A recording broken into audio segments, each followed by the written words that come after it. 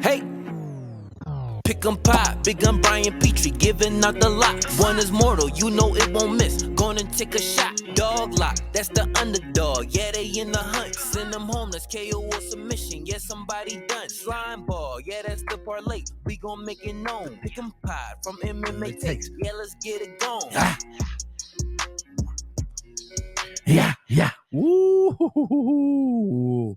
It's the recap show. UFC 287 was insane. So much to talk about. Your boy had to hop on here and do a recap show. It is Easter morning, so happy Easter. Your boy did not get much sleep last night, dragging a little bit. Got the old podcast juice flowing, but your boy is dragging this morning. Did not want to hop on right now. I'm like, you know what? I got my mother coming over around 4. My wife's making a lovely roast. I'll do it after dinner, right? That's what I said. I'll do it after dinner. But I know me. I don't know after dinner, I got to run my mom home and all that. I come back. I'm like, I'll do it tomorrow. And then tomorrow, everything's already been said, what needs to be said. So I got to do it now. So hopefully, as I'm talking about this, I'm going to get a passion. I'm going to get emotional. I'm going to get all these things. Fire me up. It's already starting to work a little bit because I was dragging a little bit. I want to go back to bed. But that ain't the cards right now. We got to talk about this. Incredible event, main event, amazing. Masvidal career. Roy McDonald, Robbie Lawler went to the Hall of Fame, which is one of the best fights I've ever seen. Well deserved. Robbie was in attendance. I wish they would. I know it was a surprise, but I wish they would have had Roy out there as well. Is what it is. Didn't do so great on the card. Down 1.3 units. Could have been worse. I made up for a lot of what I put on Chris in some of the live spots. I hit Gilbert Burns by KO decision. I put pretty much everything I had left in my account on that. Yeah, obviously he won by decision. And then I put everything on the winning on that. I just turned it over to Izzy. Just money line. I was thinking about playing KO. I didn't. Would have been a lot happier man if I did. So we're down 1.3 units on the night. Over. Bagel. A fucking bagel for the locks. That's embarrassing.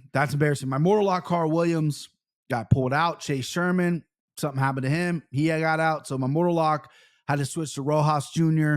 I bought into the hype. Rosas Jr. was also my send him home. I bought into the hype.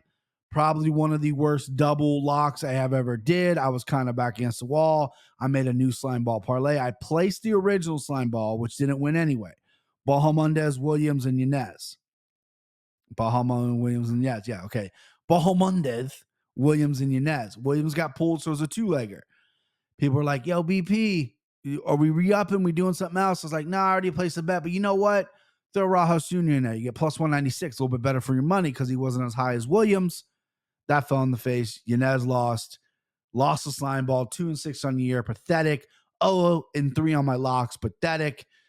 Green Hammer hit. B. Joe Pfeiffer. That hit. So that was like a nice little hit there for your boy. And then again, a couple of these live plays. I should have wrote these down, but a couple of these live plays really helped me as well. I hit a nice little parlay, or no, excuse me, I missed a parlay. No, I hit a parlay. Excuse me. It was a very small parlay in my brains. We'll recap everything. Let's just say I'm down 1.3 units. My brain's scrambled a little bit. I got some emotional attachment to this card as well. So obviously I'm going to need to address that with obviously the Chris stuff. And then obviously Izzy, I'm an Izzy guy with that incredible knockout. You know what I mean? Which is, it just, are you kidding me? And everything else. But let me start with a quick little story here. Sorry, I'm pulling something up for one of the things we're gonna talk to later on here on Twitter. But let me start by saying Saturday was awesome with my family, right? And Saturdays used to be me and my family, wife, kids would drive to Indiana. We go get snacks. I place my bets. Dad's placing bets. It's fun. We haven't had to do that because Ohio's great, but we're hosting Thanksgiving again. Brain is just fried. We're hosting Easter. Supposed to be my parents over there. My in-laws, her parents are in Atlanta right now. supposed to be my parents, my, whatever, yada, yada, yada. So it's just going to be my mom now. But my wife went to IKEA. She bought new things. She's cleaning the house. She's doing a million different things, cooking a roast, blah, blah, blah, all that stuff. So Saturday we ran out and I had to get, I'm improving the setup here. I want some ambient lighting. So I went and got, Saturday went to Best Buy, got a light strip that I still got to figure out how to set up and stuff. So that's all coming. But I was out with the family and everything like that. I was like, you know what? I said on the way home, kids love Taco Bell. Wife loves Taco Bell. It was kind of late in the day. I'm like, you know what? Let's have Taco Bell because I won't have dinner. I'll just be watching the fights. Chris is fighting. I won't be eating anyway. Let's just go to Taco Bell. Kids love it, right? Wife loves it. I love it. The only fast food I eat. I know you're looking at me and go, BP, you definitely eat McDonald's. And you definitely eat all these fast. No, I don't. I truly don't. It's fucking the only fast food joint I like is Taco Bell. That's the truth. I mean, if you want to throw Chipotle in fast food, if you want to throw Skyline Chili in the fast food, sure. I mean, it's not great food. It's not, but I consider those kind of like a little maybe above fast food, right?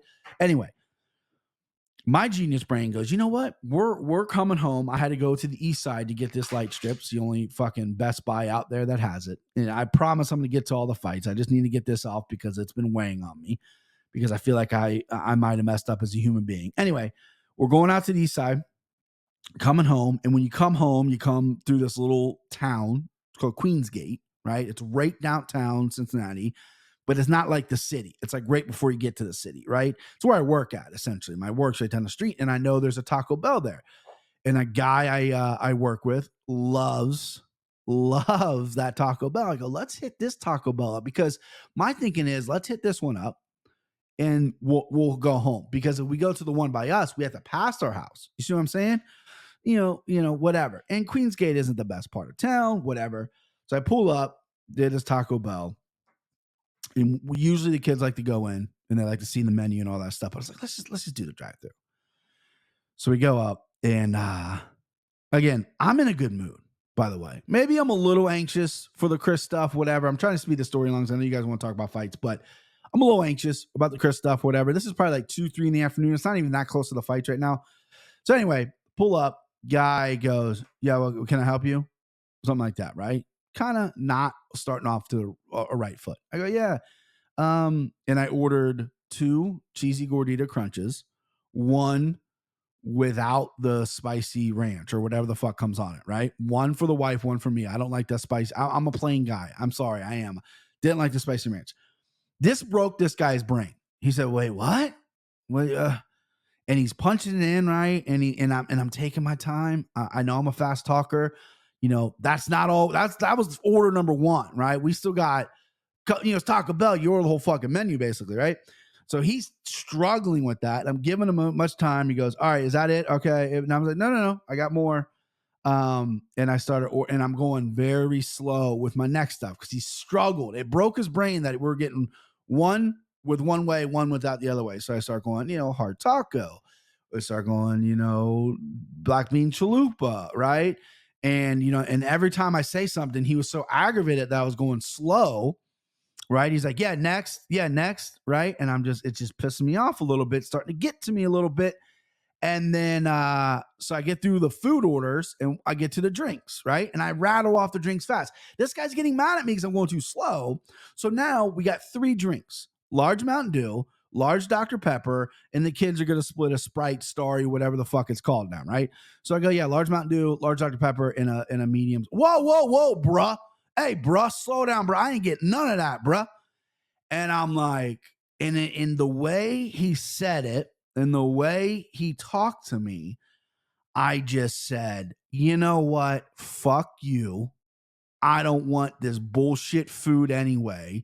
You have the easiest job in the world. You're pressed, and he's yelling back now at this point over the intercom. And I just keep going, just keep going. And I was like, I ain't paying for this food, because I could have been like old classic white guy going, let me speak to your manager. I just fucking lost it, because the way this guy talked to me. And so the way the drive-thru set up, you're trapped, right? There's a car in front of me. There's a car behind me. And I'm like, oh shit, like this dude's going to come out and we're going to fight. Because the minute he steps towards my car with my kids, my wife in it, I'm going to get out like Papa Bear and I'm going to fucking run this guy over. Not my car, but with these. And so there was like a patch of grass right there, the only way I could go. So, I fucking hopped up on the grass, drove on off. He comes out at this point as I'm about to make the street. We're yelling at each other, don't know what we're saying, don't know what we're saying. And I pull off, I'm, kids in the car, whatever. They're getting a little nervous. Drive off. The whole way home, which is like a 10-minute drive, I'm hot, steam in the windows, hot. That motherfucker, he's so dumb. He can't do this, right? And now that I have had time to think about it, I might have overreacted, right? I looked at my wife. She knows me. My wife knows. I asked her, I said, do you think I overreacted? She's like, no, which means yes. But she said, I knew the minute he responded after you ordered the drinks, the minute he said what he said, I said, uh-oh. She knew this has happened once or twice before with your boy. She knew that it was going to be something. But my thing is listen, I treat everyone with respect. I work in the service industry. I never worked in fast food, but I provide a service, right? I don't talk to people negatively. You shouldn't talk to me. And I got a real fucking bugaboo with people trying to talk down to me or talk to me a certain way. You know what I mean? And this guy, he pushed the limit. So I think I did overreact completely, for sure. But I also think it's like, hey, man, dial it back about a few, right? Dial it back a little bit. So that started Saturday. I tweeted that out, and I just, and it's been weighing on me because every time I lose my cool, which has been a while, I used to have a very, very bad attitude problem when I was younger, and it's getting fixed. Kids make you more patient. Being a husband makes you more patient. Just being an adult makes you more patient. I haven't blew my top like that in a while, right? It's happened a couple times at work, but never like a situation like this. I mean, probably the last time was, when my wife was with me again.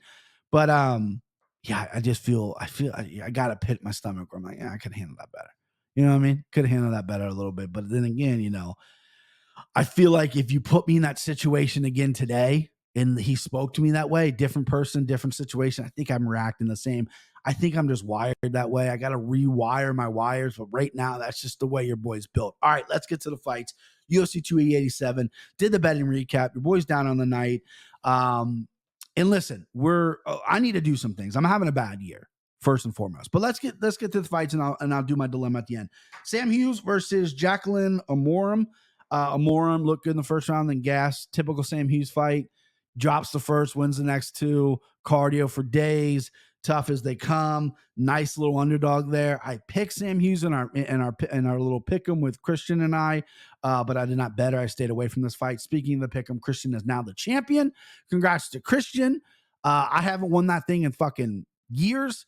I started off good, and then I faltered, and Christian had a really good solid card throughout. So he won the old strap. He was the interim champion because Timbo was out murdering people, but he is now the official champion. If you guys are at home keeping score. Next up, Steve Garcia versus Shailin Norbecki. I kind of dogged on Steve Garcia a little bit. I tweeted out my apologies to him. This kid's got some dog in him. This kid's got a real fight. He got dropped bad, and then got hurt on the ground bad, and rebounded well and came out and looked like a killer in there, laying at some really good left hands. Like, his left hand, it looked polished. It looked really good. And, unfortunately his competition was, he pieced up Chase Hooper in 90 seconds. That's great. But, then he's dropped from, but no, this kid is good. I think the durability, if he keeps getting dropped, we're going to have an issue. But I think he just got hit with a fucking heater from Shailin. And again, he got hit on the ground, and a couple times on the ground, it froze him. Like, he went out a little bit, kept waking up, got up, won the fight in the second round by knockout.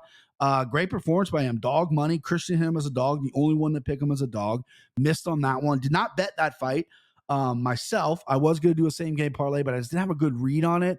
But hand up, I dogged on Steve Garcia in that, and I should not, because he is a dog, right? That's a dude that is going to. I mean, all these fighters have my respect. A lot of times I'm doing the pick 'em, I'm just bullshitting around. But this is a guy that I'm going to pay a little bit more respect to moving forward when I handicap him, especially if he has a plus number next to his name, because he's long, got a good left hand. He's obviously tough. He's got a lot of heart. Comes from I know Jackson Winklejohn isn't the super camp that it used to be. But, I mean, there's still some good fighters there. Next up, Ignacio Bohemanes. So many people messaging me going, dude, I keep saying that. It's stuck in my brain, right? He looked good. He looked good against Trey Ogden. I wish he would have thrown a little more, but you got to imagine, like, Trey Ogden's a vet. He's going to want to get this fight to the ground. He's sneaky good on the feet. He's got a good left check left hook. That kind of freezes people. He definitely hit Ignacio with that a bunch of times. This was a change of opponent for Ignacio as well. But I think he looked good. I think he looked defensively sound. He kicked his legs up. His hands look good. That's a promising young man right there. That's a promising young man. The only fighter I hit in my slime ball was Ignacio Bahamondes. Should have bet him. He was very heavy, high. Christian mortal locked him, but I should have bet him more than I did. Just put him in a parlay, so I did not cash as much as I would have liked to, or at all, on Ignacio Bahamondes. But great performance by the kid. Lupi Yanez versus Cynthia Calvillo. Very close fight. Some people thought Calvillo pulled this out. I thought it was Calvillo looked great. We kind of talked on the podcast live that her face looked a little big for me, and I didn't know she was going to make 115 because it's her back at 115. She's been up prior to 125. She looked to be in great shape. Fell off maybe a hair in the third round, but still competitive. Landed some takedowns, was good in the striking. Feel like she's just a step behind. She's 35 years old now, fighting these young fighters, but I do think she's just like a tiny step behind. But there could be an argument made that she won the fight. I don't have the stats in front of me. I don't know what the stats are. I believe she outstruck Lupi. And I guess they thought Lupi just landed the harder shots. But great little scrap there. And if you had a Calvillo ticket at plus 210 or plus whatever she closed, you probably were a little, ooh. Because I live bet her, or before the fight, I was like, you know what? Let's just dive in the live betting pool. Go Calvillo. Even though I picked Lupi, let's go Calvillo here. Good plus numbers. Could be a close fight. Should have played the prop that I went to a decision. I did have the over, but I had Calvillo money line was an important hit, and it didn't hit. But you're probably feeling pretty good. And then the announcement came. You're like, wait, what? Huh? You know what I mean? I don't necessarily think it was a bad decision. I have to rewatch it. It was a very close fight. So Joe Pyfer, Joe Pyfer, Green Hammer, 5-1 on the year, man. I could do that for 45. The whole podcast is just going to be me acting like this is a fucking sore, like I'm a kid, like some goddamn idiot. Green fucking Hammer, 5-1 on the year. I set out to be better at props. There's been like little birds at my window. Oh my God, dude. There's 3 little tiny birds pecking at my window right here. Like, what is going on? They were when I was in here yesterday, like getting bets ready and stuff. They were in there. The fuck's going on with these birds, man? Fucking Woody the Woodpecker on my window. I set out because my prop game was weak. I set out to be better at props. The Green Hammer, there it is again. Fucking, I'm gonna hit him with the Green Hammer. No, I can't not hit a bird. Although birds are filthy. But Green Hammer play, 5-1 on the year. Amazing. This was a big hit for me. This saved, again, I talked about how Gilbert Burns and Izzy saved my night. This truly saved my night. This was a big hit for me. Although basically all the money I won on this, I had already dumped on the Chris. So what are you going to do? But Green Hammer, Joe Pyfer by KO or decision win, gets the knockout in round 1. He looked big and strong and fast in there. Gerald Merskart looked a little uncharacteristic for me. Got clipped, got dropped. That's fine. But he kind of died a little bit. Like, just kind of rolled over. Wasn't really like trying to fight to get to his feet. Very uncharacteristic because Merskart is a fucking savage, right? He's a vet. But maybe he was a lot more hurt than I thought, or we all thought, because a lot of the same opinions are that, like, oh, Gerald did not what are we doing? He did not really trying to get up and fight or whatever. It was very awkward. Maybe he was a lot more hurt than we thought. But either way, Green Hammer, Joe Pyfer, Timbo laughed at me. Timbo got the last laugh in the end because he had a great night betting, and he came in second. He beat me in the competition. Didn't win the whole thing. Christian had the best night, but I was going to clip that piece where he's like, hey, take back your Green Hammer play, man. I'm seeing it good on the Green Hammer. That's the only thing I am seeing well right now, which we'll get to the end of the show. But Joe Pyfer getting it done. Luna Carolina versus Michelle Waterson Gomez. A lot of people thought the Karate Hottie won this fight. My buddy Jarrett, who I work with, who is obsessed with Karate Hottie, he thought she won. He had a ticket on her. Both Christian and Timbo thought she won. I had Luana winning this fight. I thought Luana won round 1. Round 2 was incredibly close. You could give round 3 to Waterson. I just don't really give those push kicks as much credit as maybe they deserve. Again, another fresh eyes perspective watching it. I only had the over in this fight, so I did not have money line. I don't think I'm biased by green colored glasses or anything. I root for my guys to win money.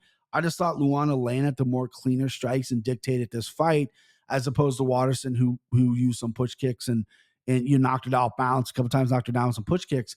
I think Luana landed the cleaner strikes. However, this is the best Michelle Watterson's looked in a long time.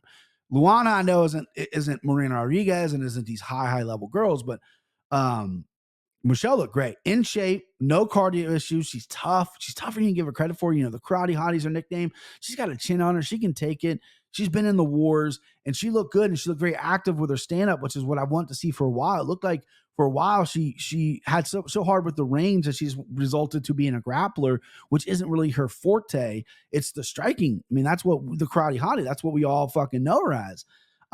So I think Luana won. I pulled Luana out there, but again, could be completely wrong about that. And it was a very close fight. I had no problems if you have a Watterson Gomez ticket and you thought she won. Very close fight. All right, next up, this is going to take some time. So a lot of people are probably wondering how I feel about this fight. And so we're going to talk about it. Yeah, because I was going to save it to the end, but I got a lot to say about Izzy too, so we'll go now. Chris Curtis, Kelvin Gastelum. My guy, Chris Curtis, love him to death. Known him for 13 years now, over 13 years. I met him, trained with him. You know, he was there. He helped me when I had my seizure. Yada yada yada. Great guy. Long overdue to be in the UFC, getting his biggest fight. Kelvin Gastelum. No matter how I capped it, no how much money I put on Kelvin or against Kelvin, biggest fight of Chris's career for sure. Kelvin's got the biggest name. He's fought the best of the best. He's a solid fighter, right? I know he's on that 3-fight skid or whatever he was. But listen, this is a dude who's been in there with the best for sure, right? And then he moved back home, got a little rejuvenation. He looked like he's looked the best he's looked in a while. Round one, when I talked to Chris told me the big emphasis was round one, can't lose round one, got to start hot. Round one. Kelvin is very dangerous in round one. He's very fast. He's bouncy. Threw a lot of kicks in round one. Didn't try to wrestle as much and was landing that left hand at will. Chris decided after that first round, the speed advantage Kelvin. Kelvin was getting off on him. Chris was obviously stuck in mud a little bit, a slow start, something he didn't want to do. So that third round, what does he do? He goes, you know what? I'm going to come out. I'm going to start touching the body. I'm going to be me. That's what he does. He gets better as the fight goes along. Goes out there, second round. He's touching the body now. Kelvin's starting to slow down the leg kicks, still finding that left fucking hand, which really surprised me. As much as I'm going to talk about Chris in this, Kelvin looked great. No mistake about it, right? He looked great. Chris started touching the body with the right hand more, touching the body, threw a couple little kicks. Every exchange, Kelvin would land a really hard left hand, but Chris would counter as well. Chris didn't get wobbled in this fight. They both landed, cracked each other with some big shots. I mean, Kelvin didn't get wobbled either. In the pocket, it was great. And then there was a weird exchange where Chris got fucking headbutt in his chin, went down. The announcer's like, what's going on? I didn't know what was going on. I don't think they scored it a takedown. I don't hope they didn't score it a knockdown because it was a clear headbutt.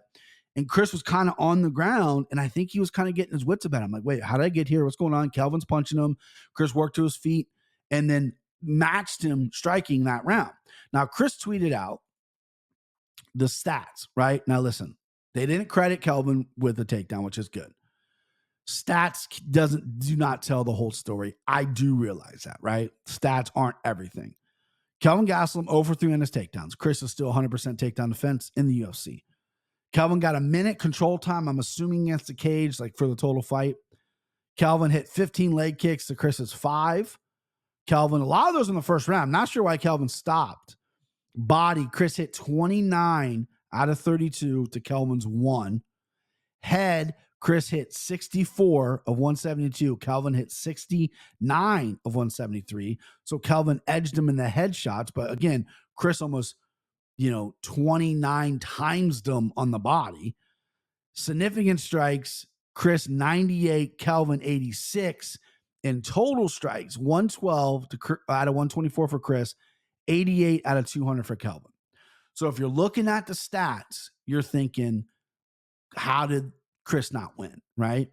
Now, Chris lost the first round. Second round was razor close. The announcers, I thought, called it beautifully because the judges don't really know what's going on. It was bad optics from the headbutt. I didn't hear the referee go headbutt for the judges to know. It was such a weird exchange. You don't know what really happened in there. No one did. I'm like, well, what the fuck happened to my guy, right? Third round was all Chris. Chris took over that third round. They both were tired. They both were swinging. Chris landed a beautiful elbow in the clinch. He was touching that body that was starting to affect Kelvin. Kelvin's no longer throwing to the legs, just big left hands. Chris rolling with them, firing back. Chris won that third round. Comes down to the second round. Now, I have since watched this morning. I watched it on my phone in bed.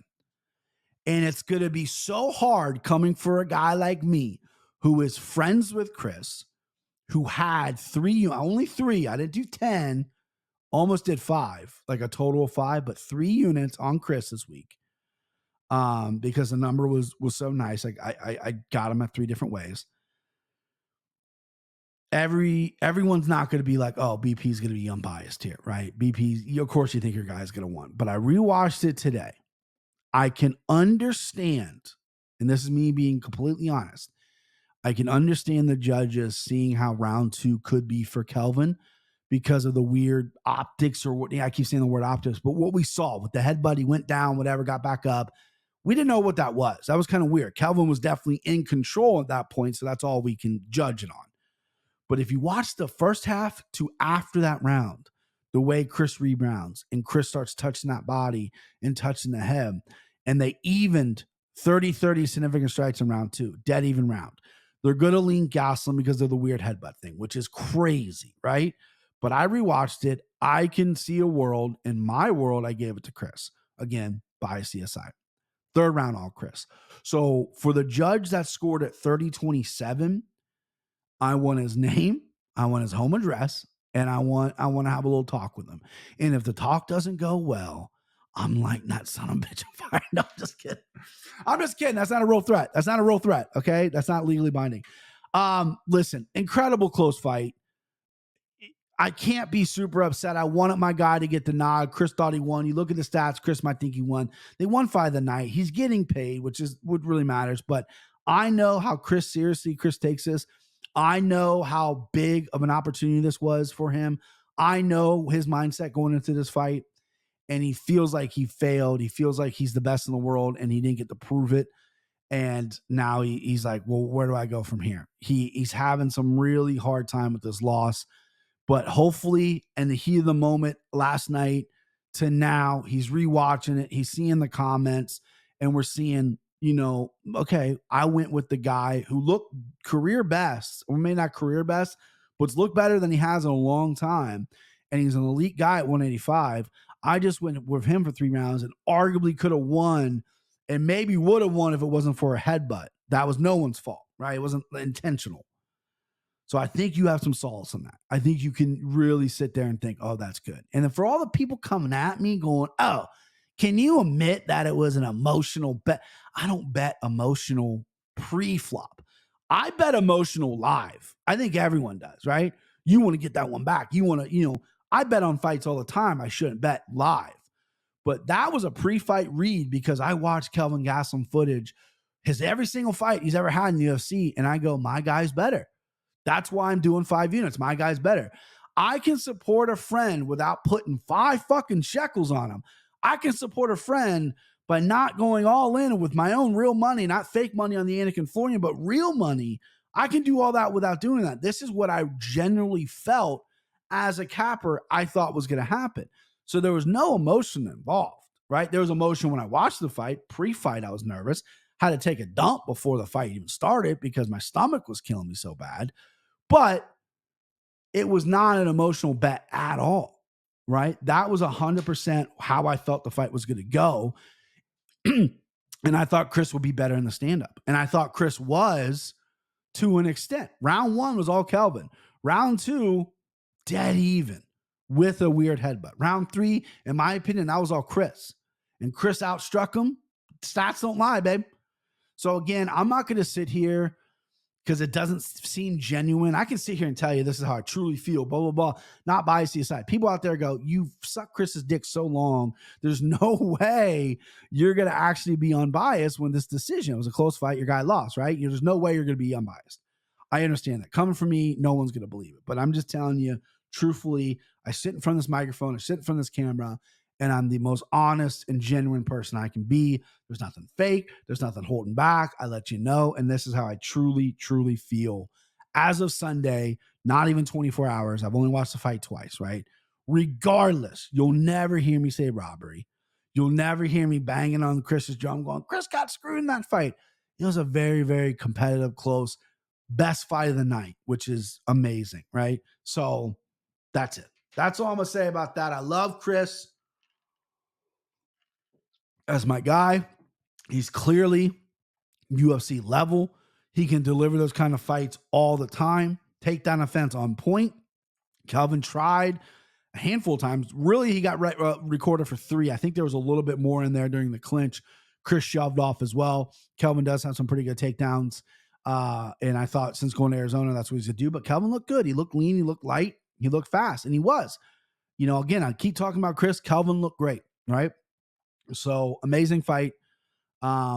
Chris is right now at this point. I know I've reached out to him. I got, we've communicated a little bit. I'm not going to bother the guy. I've reached out to him. We have spoken.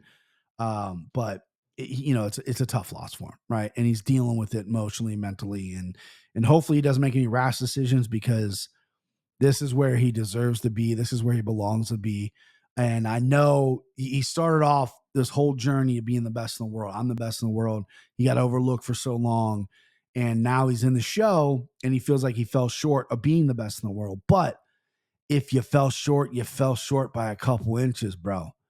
Run it back without a headbutt, run it back 5 rounds. Maybe not right away. I don't think there's a need for an immediate rematch, but you're at this level. And, you deserve all the fruits of your labor by getting paid for fight of the night. I'm sure you got a nice little bonus on top of that because of the crowd and 11 million record gate and all that. I'm sure they gave him a nice little bonus because that was an incredible fight. All right, let's move on because I can sit there and talk about that fight all day long. Raul Rosas Jr. versus Christian Rodriguez. Now, this is probably one of the worst bets I've ever made in my life. Send him home. I bet Raul Jr. by submission. Bet him in the parlay. Re-upped on the slime ball parlay. I think I had him in another little parlay as well. 3-way action on this kid. I bought into the hype.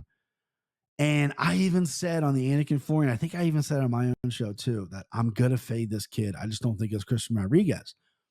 I was wrong. Christian Rodriguez is doing a nice little victory lap right now on Twitter. He's telling everybody, go fuck yourself. Oh, you doubted me. I have no takedown offense. Go fuck yourself. And we all deserve it. Hand up. I deserve it. I said it. I said it multiple times. But my initial gut read when I first saw this, Christian Rodriguez is a tough dude. I just thought really the grappling was going to be an issue. And on top of that, I think I jinxed the kid because I was texting Kenny Florian. No big deal. Name drop. Picked it back up. Boop. Yes, we text on fight night. I texted him. I said, listen, the thing about 18-year-old dudes is they might have their man strength yet, which is a real thing, but they don't get tired, right? They can fuck for days. You know what I mean? They're going, right? When I was 18 years old, I broke my personal sex record one day.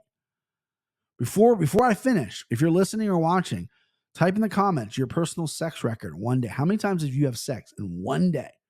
Write in the comments right now before I answer. Okay. I set mine at 18 and I'll never get nowhere near that again. Okay. Everyone ready? 9 times. 9 times in one day from 7 a.m. to fucking 11 p.m. 9 times. 18 years old. Gonna be 19, 18 and a half. It was on my way to 19. So never touching that number again. But I'm saying like 18-year-olds have this different kind of cardio. That's what I said to Kenny. And Kenny's like, yeah. But Rosas Jr.'s come out sprinting. Everything was a sprint. Everything's muscle. Everything, the technique was not there. And Christian Rodriguez is just flowing. It's a single leg. That's all he's got to defend is a single leg. Defended it. He's got my back. Let me flow off. Let me get his back, right? Christian Rodriguez looked fucking solid in there. And his cardio was top notch. Wasn't even really breathing heavy at the end. Pieced them up on the feet the little they were on the feet. So props to Christian Rodriguez. Props to Christian Costello. He's the only one that picked Christian Rodriguez, had the balls to do it. And negative on me for going 3 eggs on Rojas Jr. Just a horrible bet. Because I knew it. I knew it deep down. I didn't buy the hype with the 18-year-old. I think he's 18, so he's going to be okay. He's going to get better, people. But the bet bothers me. It does. And if you just go one, if you just bet one little leg, or maybe you miss out on a $25 parlay or whatever, 2 legs hit and you miss on him, it's going to sting. But I went 3 fucking ways. Not all full units, but I mean, what was it? I mean, I'll tell you, $75 for win by submission, lost. $50 for the re-up slime ball parlay, $50. So what's that? That's like 135. What is that? I can't do math. That's 125. So that's 125 and down, unit and a half, or unit and 1.2 units. And then on the little bullshit parlay, it was $30. I had Luna, Watterson over, and I had Cavilla, Lupi over, and Rojas Jr. So it's not that I lost, it's the way that I played it. It's just horrible bankroll management. I went in on the kid and I shouldn't have, and I'm gonna have to regret that. Kevin Holland versus Santiago Ponzinibbio. Took a dog shot on Ponzinibbio here. He's chewing up the legs on Kevin. That's kind of how I thought he was gonna win. I figured he would have trouble dealing. He would have trouble with the my video froze up here, of course. No, we're back. I think he would have trouble dealing with the length of Kevin Holland. He's so big for 170. He's gonna chop the legs up. And Kevin admitted, like, my legs are fucked. He got my legs good. And then that third round, Kevin just landed that fucking left hook. I really doubt Kevin Holland's cardio at times, because you gotta have cardio first off for him to cut to 170. I know he's not the biggest guy in the world, but he's lean. So a lot of that weight, I mean, where's that coming from? His dick? You know what I mean? Like, where's that coming from? His head? He's a lean guy at 185. How is he getting to 70? So you got to have cardio for that. And then you got to have cardio to finish the guy in the third round. That knockout was great. I had no problem to stop it. He fucking face planted Santiago Ponzinibbio. I just thought the number was too good on Ponzinibbio. I did bet live just to get something back because I was taking a beating, and it was a little of emotional bet on Rojas Jr. because he just lost. I went Kevin Holland knockout, and that kind of started my little live run here. Yanez versus Font next. Woo! Robbie Font. I own the Friend brothers, John and Patrick Friend, who I had a little side bet with. And I believe it was John who I had the bet with. And then Patrick goes, hey, double it. I'm on Font too. Those guys are sharps because I'm on the Yanez train. I think Yanez is great. And another thing before I break down, fight down what I thought happened, Yanez, an emotional guy. This is everything to him. I'm a huge fan. He's a fan of the sport. He's a great talent. He issued an apology. Oh, I'm so sorry, blah, blah, blah.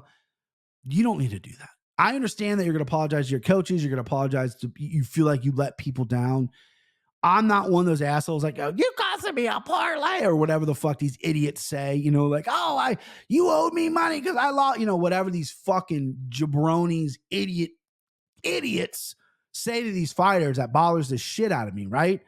A fighter doesn't owe you money when he loses a fight, okay? He lost way more than you would ever have won, okay? So I see fighters dealing with this. They'll expose these guys in the DMs. If you are that type of guy, go walk in the traffic because that's horrible. But Yanez issued an apology, and it's like, bro, you don't need to apologize. You're a fucking savage. You know what I mean? You fought another savage. You came up short. It was an amazing fight as long as it lasted. Rob Font came out like a man on a mission. He had a will in there. His eye got busted. He got cracked hard by Yanez, big time by Yanez, and ate it, walked forward, put that volume, which I broke down. I said, it's volume versus power. Volume 1, Rob Font. I thought he was going to make some takedowns in there. No, he just used his boxing, caught Yanez with that weird shovel hook uppercut thing when Yanez was off balance, put him down, finished the show. Incredible fight for as long as it lasted. I'm still high on Yanez. Robbie Font just went, oh, there's fucking levels, bro. Right? You're knocking out, Tony Kelly. Cool. I ain't Tony fucking Kelly, right?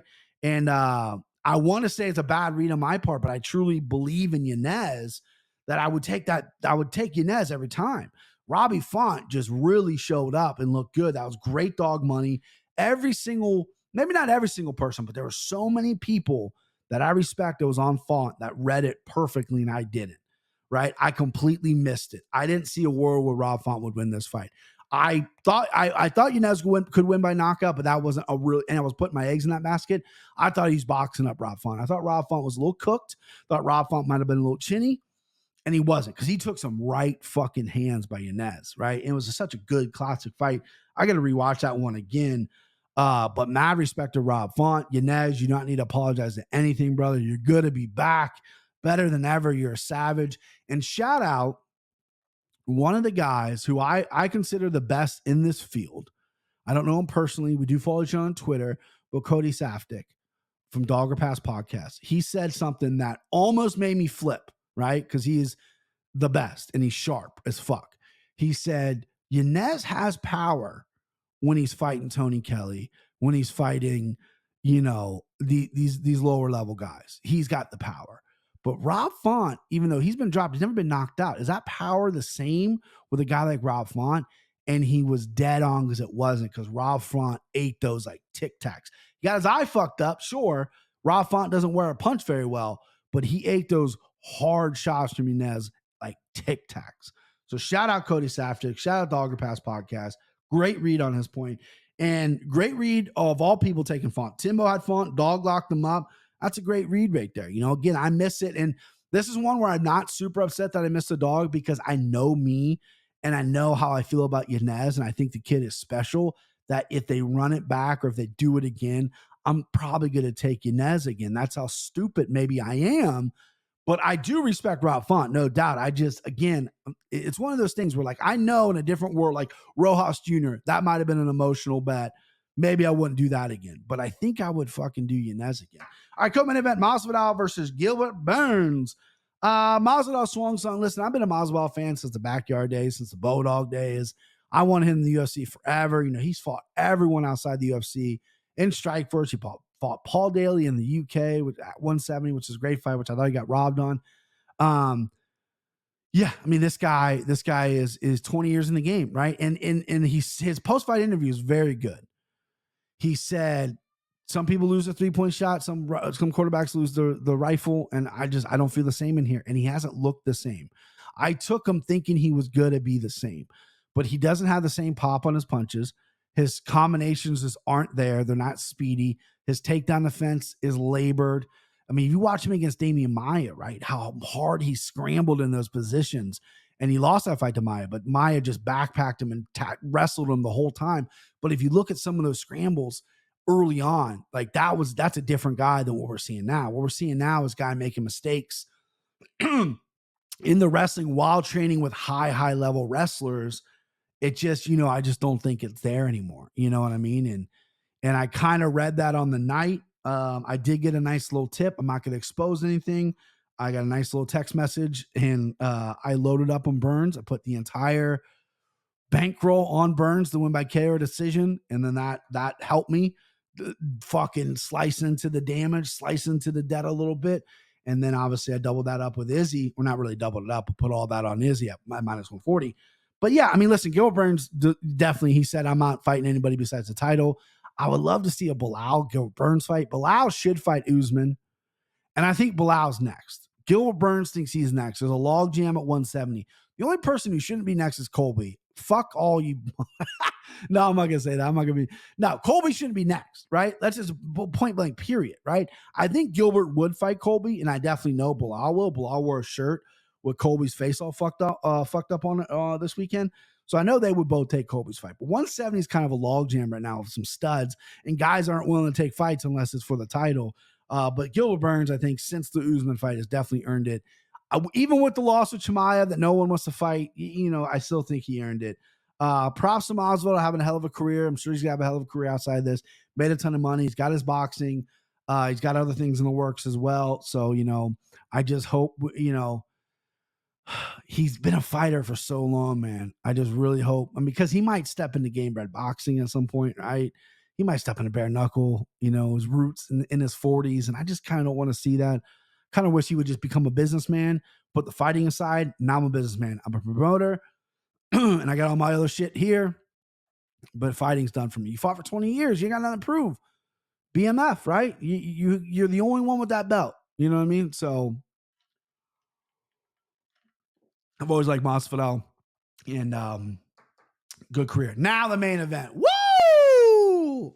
Should have done this first. Oh, Izzy. I'm an Izzy guy right here. That is, you can't really see it well on camera, but that is UFC 236. That is Izzy versus Gastelum in Atlanta, co-main event. I was there for the interim title, one of the best fights I've ever seen.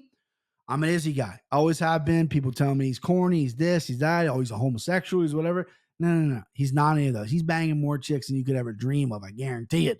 But I love this guy. Corny or not, I think this dude is high level. And first round gave me some trouble because Pereira was confident, right? Pereira was confident, and he kicked him in his legs a bunch of times and was hurting him. And he went in his corner. He's like, I got him good in the legs. That obviously the first fight Izzy was compromised with the legs. Came back that second round, was still hitting the legs. And Izzy used Pereira's own momentum, his own aggression against him, because that right hand's there. If you look at any Pereira fight, he rolls with the right hand, right? He rolls to his right, but the top of the head is still there. The chin is kind of tucked, but he gets in that equilibrium, just like in the first fight, and he goes, and then Izzy just followed up and just slapped him, and then bowed and arrowed him, which is one of the hardest photos I've ever seen, the toughest photos I've ever seen, boys, the toughest photos I've ever seen in my life. And then he mocked his kid, which I know a lot of people are like, oh, that's fucked up. Yeah, but your kid's also in the cage back in 2019, 2018, whenever you guys fought when he got knocked out, and he's flopping at his feet. You know what I mean? Like, hey, listen, my parents say, hey, fuck around and find out. You know what I mean? That would be me. I'm protecting my kids at all costs. That's my job as a parent. But if my daughter mocks somebody and then he just pointed out in a crowd and mocked her, I'll look at her and be like, hey, fuck around, find out. You know what I mean? I know some people are going to disagree with that, but this was a long time coming. Everyone doubted him, including myself. I picked Izzy. I bet on Izzy, but I did say, I think it's too soon. I think it's this. I think it's that. Izzy didn't hear none of that. Wasn't sniffing a takedown. Everyone's like, oh, Izzy's going to wrestle. He's going to do this. Wasn't sniffing a takedown, and just use his own momentum, Pereira, against him. He thought he had him hurt. Izzy blocked most of those shots. If you watch the sequence in the cage, the two body shots land. The knee did not. The left hook up top did not. And then Izzy fired and fucking got him. It was amazing. I jumped out of jumped up, just screamed, like freaking out. The storyline behind it too. Incredible. It's fucking incredible. How do you not love this sport? How do you not find romance and just appeal to this sport? It's fucking beautiful. I love it. I love it more than anything in the world besides my children and my family. Wife, kids, mom, family right here. And then right below here, MMA. It's that close. I love it so fucking much.